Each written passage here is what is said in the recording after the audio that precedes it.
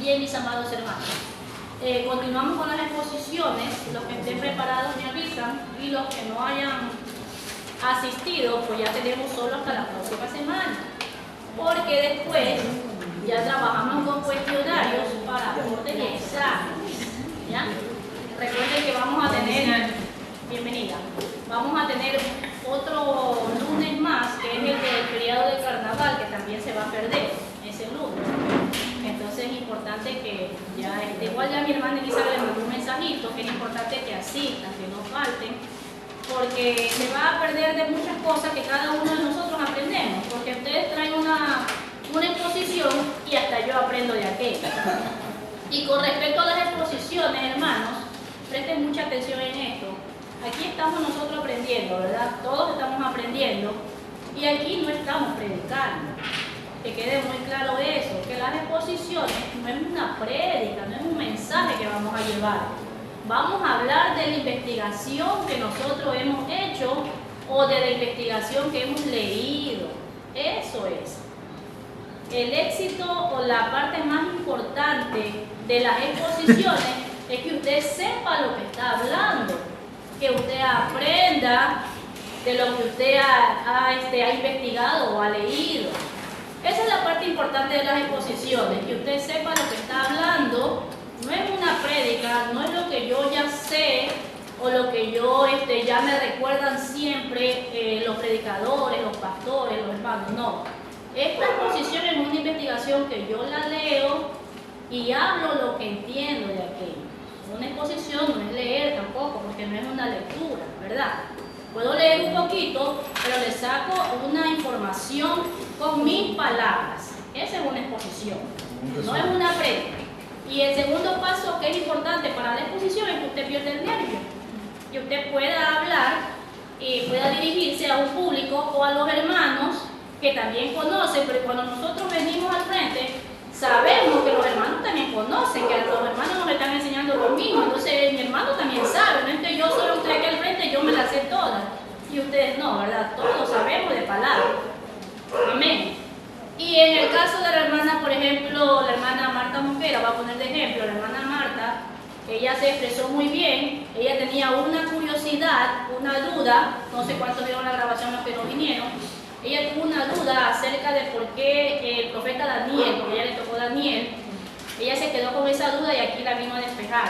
Y ella dijo, no sé, quiero que usted me ayude o me explique que por qué decía que Daniel era por vocación, más no por llamamiento, ¿verdad? Y le dimos la explicación respectiva.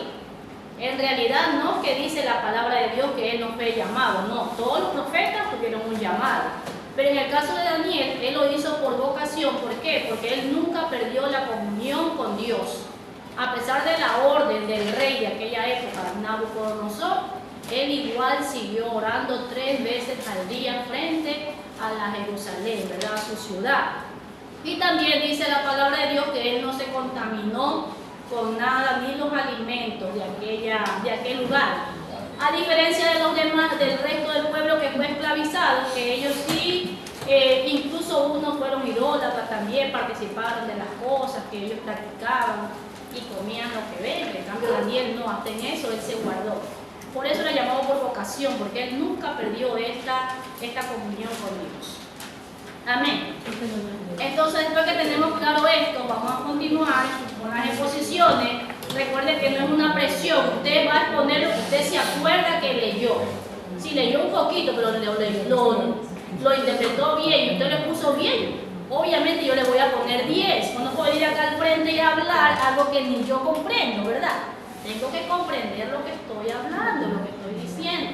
Importantísimo eso. Amén. Vamos a ver entonces. Los hermanos Alviar, ellos ya expusieron, ellos no vinieron. No, hoy no vinieron. Sí vinieron. El hijo vino. Ah, sí vino el hermano. Ya, el hermano Vilés. Ven. Me recuerda nomás el papel que tenía. Pero ellos se pusieron. Sí, ellos sí pusieron. Yo voy a sentar para el pasito. Recuerden que no me estén poniendo a mí al frente porque allá todos observan. Ya va. Gloria a los hermanos. Amén. Tenemos nosotros el profeta Ezequiel. Amén. Bueno, como dijo la hermana, ¿no?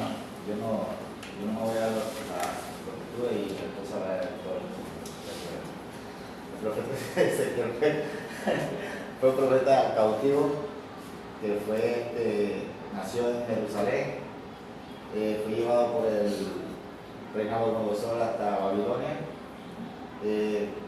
Tiene 48 capítulos el libro del profeta Ezequiel, está compartido en 3 partes. Lo más tradicional es, como decía la hermana, algo que impacta, que el nombre de Ezequiel significa Dios fortaleza. El resto lo va a dar mi esposa. Amén.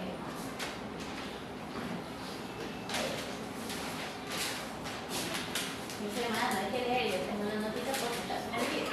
Que el Señor bendiga a todos mis hermanos, como mi esposo dio lo más esencial de lo que quiere decir la vida del profeta Ezequiel.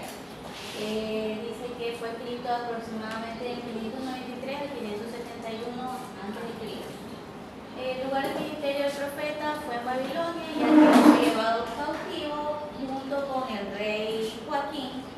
Eso lo menciona también en Segunda de Reyes, por ahí yo puedo buscar alguna pequeña investigación en el capítulo 24, el verso 8. Cuando el rey Joaquín tenía 18 años de edad y solamente pudo reinar durante 3 meses. Ahí fueron llevados cautivos porque, igual que muchas personas, porque Babilonia asedió bastante a Jerusalén y a todos estos lugares. Judá estuvo asediándola durante bastante tiempo, la tomó, arrasó, y también fue ahí cuando muchas personas quedaron desterradas y muchas fueron llevadas a Babilonia cautivas, en lo que estaba el profeta Ezequiel. La vocación del profeta se dice que llegó mediante una visión que Dios le mostró, cómo ocurrirían muchas cosas, y eso lo podemos ver en el capítulo 1. Se dice que el libro se divide en 3 partes, pero también hay otros que la dividen en 5, porque la primera parte sería el llamamiento de Ezequiel, que son los primeros 3 versículos. Y de ahí en adelante es las profecías de la caída de Jerusalén, luego las en contra de las naciones extranjeras, y la cuarta parte, que según yo más o menos la estábamos dividiendo, decía que es profecía después de la caída de Jerusalén, pero la última sería la construcción del nuevo templo, de lo que sería el nuevo templo de Jerusalén futuro. Estos datos él los da de acuerdo al mismo templo que había construido el rey Salomón. Bajo las mismas especificaciones, solo que Dios se lo mostró con diferentes formas, en las cuales ya el pueblo de Israel ya no estaba en las mismas divisiones de las 12 tribus como las había dividido José, sino como partes iguales, ya separando el templo. Eso es algo que yo pude investigar. Y que el ministerio de él se dedicó a lo que era hablar acerca de la idolatría, porque el pueblo de Israel siempre se volvía hacia la idolatría, y también le daba una esperanza futura de que Dios algún día le iba a volver a dar su pueblo a Jerusalén, pero no en un futuro cercano, sino que tenía que pasar un exilio, algo similar a lo que ocurrió entre lo que era el pueblo de Egipto cuando atravesó el desierto, cuando fue sacado de Egipto. El pueblo de Israel cuando fue sacado de Egipto. Entonces yo también pude leer que decía que todo esto tenía que pasar el pueblo de Israel, porque el pueblo de Israel ya se había acostumbrado a su vida en Babilonia. Ya podían tener algún cargo, podían comprar, hacer ciertas riquezas, y el pueblo de Israel se había hecho conformista. Ellos querían simplemente ya vivir ahí tranquilitos, así como el mismo pueblo de Israel en Egipto.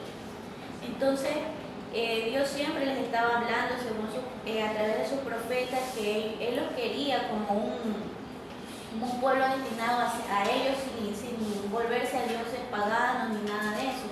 Entonces Dios podía cada vez y cuando hacer llamado a alguno de sus profetas para que dieran su mensaje y el nuevo. Pero el libro de Ezequiel termina con un llamamiento a lo que se refería al Mesías, que no les daba un futuro cercano que ellos volvieran a Jerusalén, sino que ya un una Jerusalén ya reconstruida nuevamente.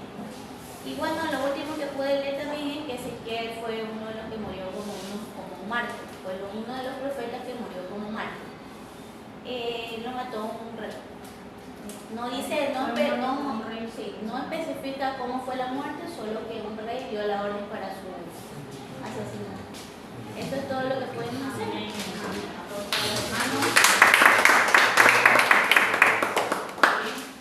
Lo importante de Ezequiel, que él cumplió con la voluntad de Dios, porque así como nosotros, siempre, cada uno de nosotros que estamos aquí no es una coincidencia.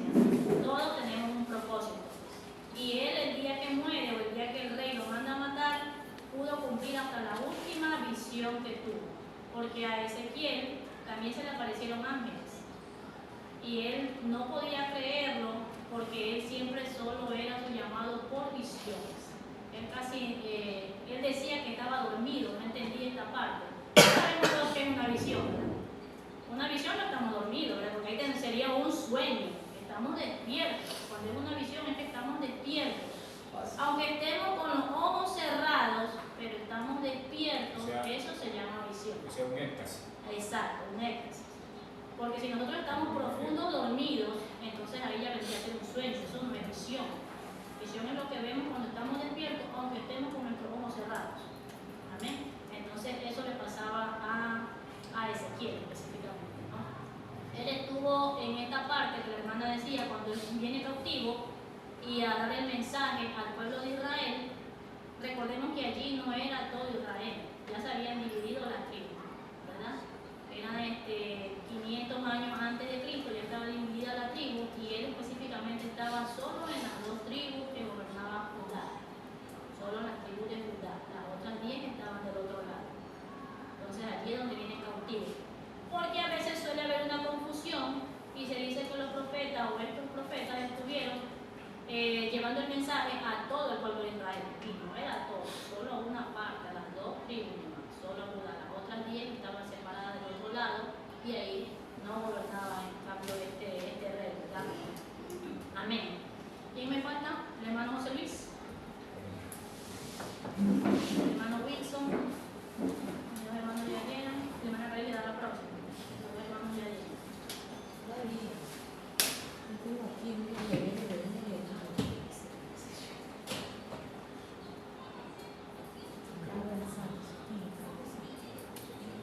Bendiciones, mis amados hermanos.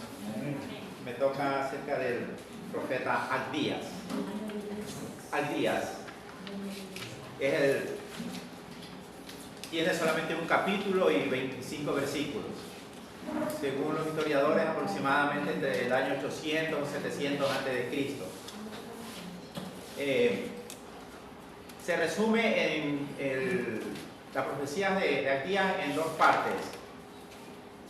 La destrucción de Edom y la restauración de Jerusalén.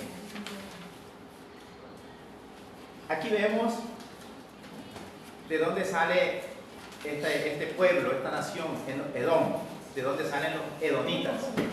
Y se hace un estudio, pues, y viene nos vamos al libro de Génesis, en el capítulo 25, donde Rebeca da luz a gemelos. Estos gemelos son Jacob y Esaú.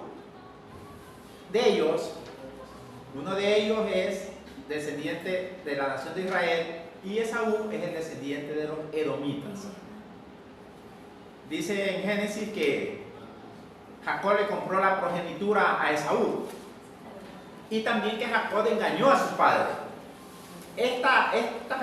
Estos problemas que surgieron dentro de la familia, dentro de Jacob y Esaú, miren, tuvo una repercusión porque pasaron los años y de allí se forma la nación de los edomitas y los israelitas. Y eso que pasó allí, eso venía y tenía problemas entre ellos. O sea, siempre ha habido enemistad entre esas 2 naciones por causa de algo que pasó dentro de la familia, por este problema entre los 2 hermanos.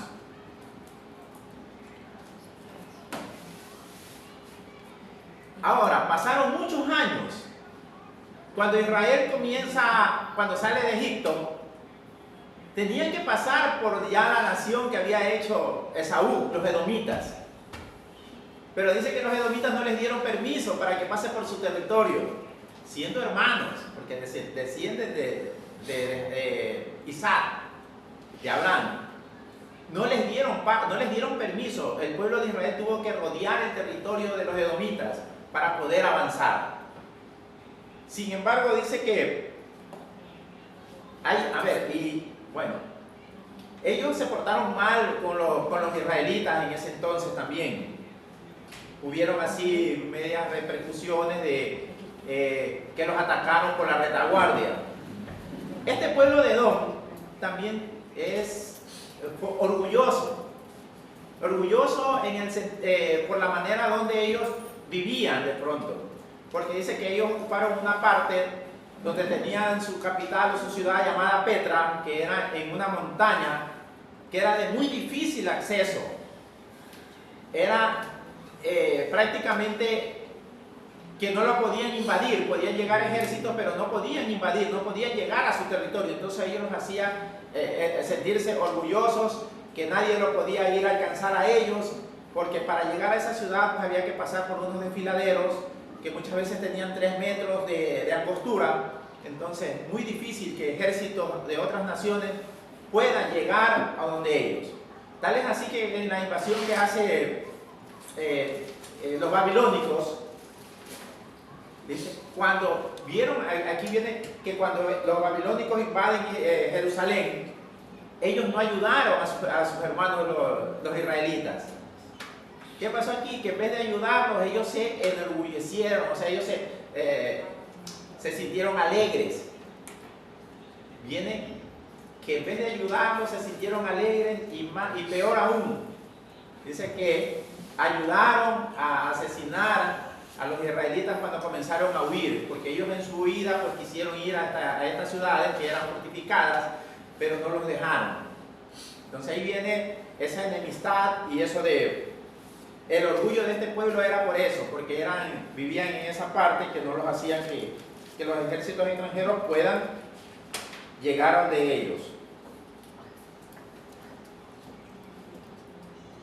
Bueno, eso es lo que más o menos lo que puedo decir acerca del profeta. Entonces ahí el profeta pues da unas palabras en contra de este pueblo que se portó así contra el pueblo de Israel, y le dijo que así ellos vivan en lo más alto y se sientan lo más seguros pues de lo más alto, pues Dios, Jehová, los iba a hacer caer por haberse portado así con el pueblo de Israel, y que Israel iba a ser restaurado. Otra parte tiene mi hermano. Amén.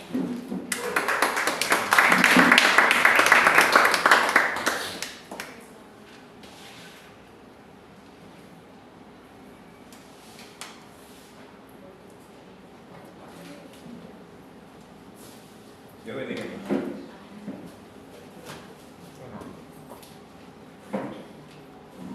Santo Jehová, me comenzó a palpitar el corazón rapidísimo. Recuerden que para eso son las exposiciones, para que se vayan los nervios. Dios mío. Bueno, todo menos se gastó ya. Estaba hablando mi hermano del libro de Agías. Dice que el nombre de Agías significa siervo de Jehová. Eso significa el nombre de Agías, siervo de Jehová. Agías es el libro más corto del Antiguo Testamento, y en el Nuevo Testamento no es nombrado el libro de Agías, no es nombrado en ningún versículo que se haya leído del Nuevo Testamento, que se lea, que pronuncie el nombre de Agías, no está. Es el libro más corto, porque solamente, como dijo mi hermano, tiene un capítulo y 25 versículos, algo así, porque yo era hermano, ya, que no me he dado cuenta los versículos.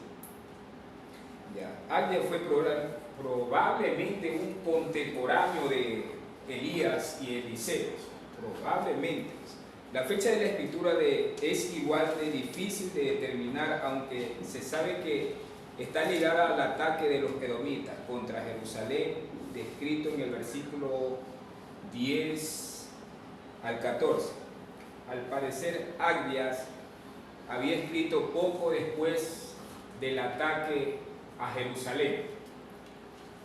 Aquí vemos, hubo 4 invasiones significativas en el Antiguo Testamento. Una fue por Zigzag, rey de Egipto, aproximadamente en el año 925 a.C., por los filisteos y árabes, aproximadamente en el año 848 a 841 a.C., por Joas, rey de Israel, aproximadamente en el año 790 a.C., y por el rey Nabucodonosor, rey de Babilonia, en la caída de Jerusalén en el año 586 aproximadamente antes de Cristo. Los edomitas se establecían, los edomitas, como dijo mi hermano, vienen de la descendencia de Esaú. Vienen de la descendencia de Esaú. Antes de que Esaú naciese, hubo una gran lucha en el vientre de Rebeca, de esas 2 grandes naciones. Y eso vemos el problema que tienen ahora, porque Jerusalén, los edomitas vienen siendo descendencia de Esaú, tenían que ser hermanos con Jerusalén. Pero ahí está la lucha. Esaú, dice que Esaú se estableció en una región constituida montañosa, escabrosa.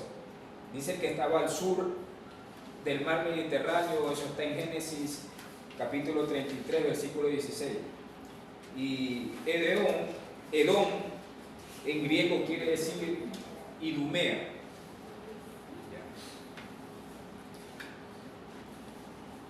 Idumea. Los edomitas aplaudieron la destrucción de Jerusalén en el año 586 a.C., pero dice que murieron tratando de defenderla en el año 70 después de Cristo. Después de esto ya no se volvió a hablar más de él, tal como Agdías predijo que ellos serían cortados para siempre, ni aún restos quedaron de la casa de Edom.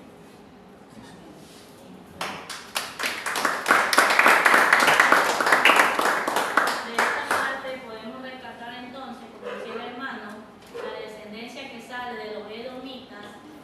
¿Ustedes creen que solo Jacob cometió el pecado en cuanto a robarse, se podría decir, la primogenitura?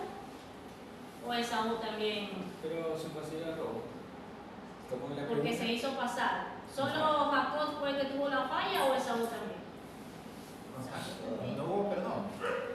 Pero Esaú también tuvo la falla, los dos. Porque Esaú, recuerden que la escritura dice que él vendió también esa primogenitura. Hizo un cambio, ¿verdad? Hizo un cambalache. Dice que Sí. se vendió por ese quito.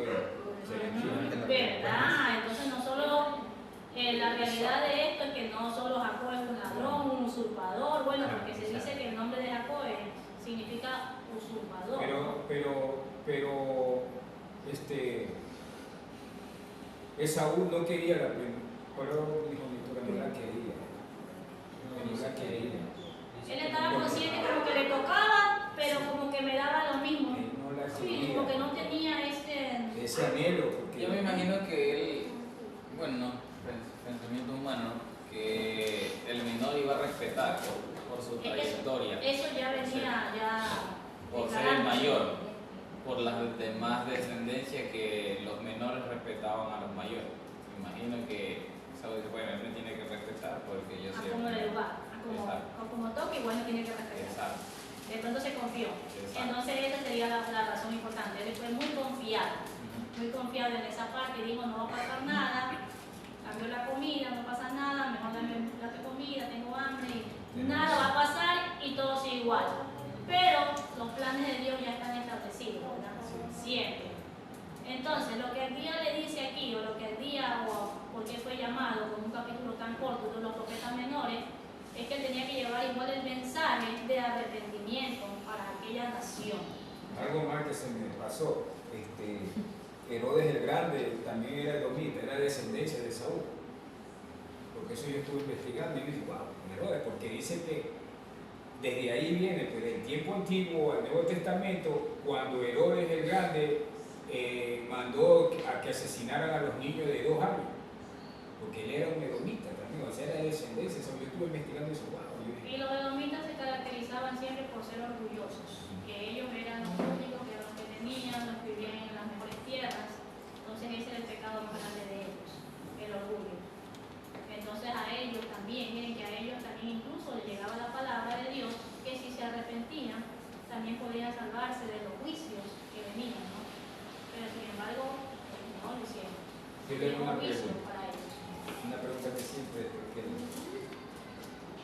si Satanás se hubiera arrepentido, Para él ya no hay pecado, Ya no vive. aunque en la actualidad se arrepienta, no, él es el pero único si, que no si tiene cuando hubo esa acceso. revuelta y él se arrepentía, No, porque él vino ya de allá. Recordemos que su nombre original era Luzbel Luzbel. y era el ángel de luz.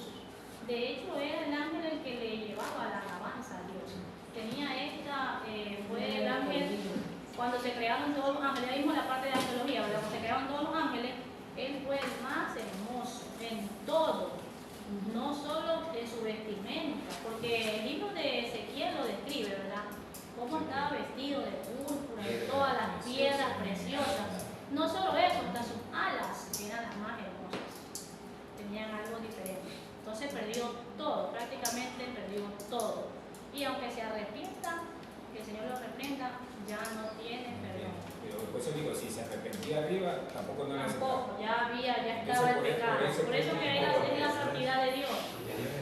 Porque Dios es justo, Dios es santo, 3 veces santo, dice la Y él palabra. estaba en la presencia de Dios, o sea, estar con él. Ujú. Y el primer pecado se originó también allá, obviamente. se Por originó el eso, primer por eso pecado. que él es todo contra el cristiano, porque nosotros Porque tenemos no la oportunidad puede. de que Dios nos perdone. Exacto. Y a él no lo perdonaron, entonces por eso que él está con nosotros. La gloria sea. Es que recordemos que cuando esto pasó, este acontecimiento pasó, que él se llenó de esta envidia hacia Dios, todavía no estaba, ¿verdad?, Jesús en la tierra. Nosotros tenemos la misericordia de Dios. Hermana, ¿se puede considerar que Dios ya no sabía que eso iba a suceder? Por lo que iba a crear el mundo y todo eso. Se podría considerar porque el único que puede saber el futuro, de hecho Dios sabe el futuro, Dios lo sabe. Todo lo que va a acontecer en unos segundos ya Dios lo sabe. Nosotros quizás lo estamos pensando, pero el Señor ya sabe nuestros pensamientos. Claro, Pero hay misterios que la Biblia mismo lo dice, en Deuteronomio 29, si no me equivoco, dice que los secretos ocultos le pertenecen a Dios y las cosas reveladas no son a nosotros. Entonces no podemos ir más allá. Decía una vez el pastor, uno de los pastores, que hubieron personas que hasta se volvieron locas, perdieron el sentido de tanto profundizar en aquello, querer saber más y más y más, porque nosotros hasta ahí nos fue revelado, entonces hasta ahí. Y sí hubieron personas que perdieron este desequilibrio mental, por querer ser, o sea, ella quería también ser como Dios, o querer saber más que Dios, o llegar hasta donde Dios, al pensamiento de Dios, y eso va a ser imposible. Nosotros tenemos un pensamiento limitado, solo Dios es el que puede su pensamiento mucho más allá, por eso es Dios. Una vez uno de mis estudiantes me preguntaba, ¿y quién creó a Dios? Yo le digo, no, le digo, porque si hubiera alguien que creó a Dios, entonces Dios ya no fuera Dios, sino el otro que lo creó. Ahí se encuentra una palabra aceíta, que se llama, la palabra aceíta, que dice hacerse a sí mismo. Eso ocurre solo una vez y solo lo puede hacer Dios, nadie más. En el libro de Isaías él confirma eso. El Antes libro de mí Isaías lo confirma no también. existía. Y después. Y algunos libros de la Biblia nos pueden confirmar sobre la existencia de Dios Todopoderoso. Amén. ¿Alguien más que va a exponer, hermanos? No, pero si tienen el tema de exposición para la próxima semana, ¿ya? Los hermanos también para la próxima semana. Sí, hermano Junior también. Bueno, entonces vamos a quedar hasta allí. Y antes de irme, recordemos, antes de acabar esta clase, recordemos, bueno, ya estamos aprendiendo todo el sufrimiento también que pasaron los profetas, ¿no? Y al principio, cuando uno no se profundiza bien en esto, uno dice, todos quieren ser profetas, todos queremos ser profetas. Pero cuando ser un verdadero profeta, estamos lejos todavía de llegar allá, ¿verdad? Sí, estamos lejos de llegar allá. De hecho, para llevar una profecía a cabo, imagínense que yo tenga algo pequeñito, pero no, yo le cambio la palabra y no se cumple lo que dije. ¿Cómo quedaría? ¿Quién quedaría mal? Uno, ¿verdad? Como persona, uno quedaría mal, uno como cristiano, porque se estaría jugando también su testimonio. Este no ha sido nada, este es un falso. Es mentira. Por cambiar. Exacto, o por cambiar y no llevar el mensaje tal como es. Exacto, también puede pasar eso, por querer pasarnos más de la raya y Dios nos dijo hasta ahí, nosotros queremos más. Eso también puede pasar no solo en un profeta, en los siervos de Dios, cuando queremos irnos más allá de donde Dios nos pone, porque hay un tiempo donde Dios pone que hasta ahí nomás se lleva la palabra, que hasta ahí nomás es la oración, que hasta ahí nomás es tu alabanza. Y ya cuando uno quiere hacer más de lo que Dios ya le pone para, pero uno sí siente hasta donde Dios mismo le permite, ya eso se vuelve rutinario, ya ni siquiera, ya como que la unción se pierde. Todo eso tenemos que estar pendientes, nosotros aprendemos cada día, ¿no? Y ser mejores cada día también, que Dios nos enseñe y nos ayude cada día. Porque si yo veo que está la unción todo y Dios ya dice hasta aquí, pues hasta ahí llego. Por eso que dice la palabra que busca adoradores en espíritu y en verdad, en todo sentido. No solo dice para adorar, para cantar, todo, para hablar, para predicar, para testificar, en todo sentido. Entonces que sea de verdad. Amén.